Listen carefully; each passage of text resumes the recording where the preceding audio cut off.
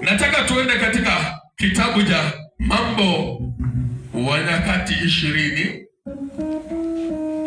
Tutasoma mistari 2-3 pale, tukirukaruka hatimaye tuone Bwana anahitaji nini katika maisha yako na katika maisha yangu. Basi nitasoma kwa uwezo wa Bwana. Ni Mambo ya Nyakati wa pili, mlango 20 kuanzia penyewe. Kichwa ya somo linasema hivi: vita dhidi ya Edomu. Bwana Yesu asifiwe. Mimi nimekuja mahali hapa siku ya leo na Bwana ameniongoza nikanene pamoja nawe, na ni kwa ajili ya hali unayoipitia. Bwana Yesu asifiwe.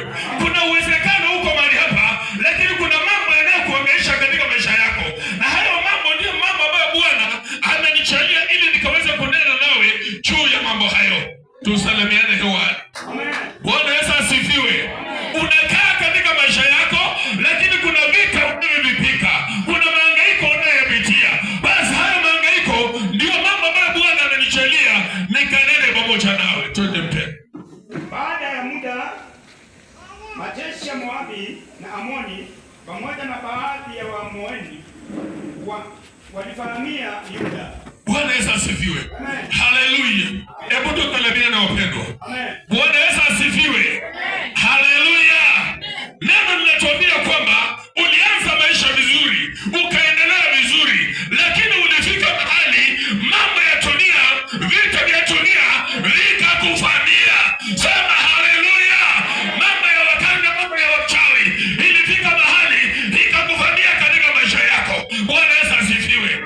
Amen. Tuendelee. Watu kadhaa walikuja wakamwambia Mfalme Yehoshafati, jeshi kubwa limekuja kukushambulia. Bwana Yesu asifiwe.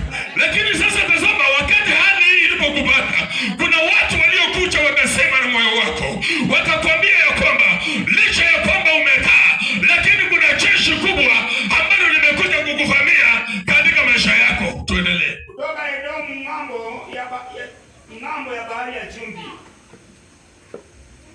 Tayari wamekwisha toka. Bwana Yesu asifiwe. Tayari umekwisha kuteka mmoja wenu mateka, kama umemteka nyara. Bwana Yesu asifiwe. Kuna watu walikuja wakakwambia ya kwamba nataka nikuambie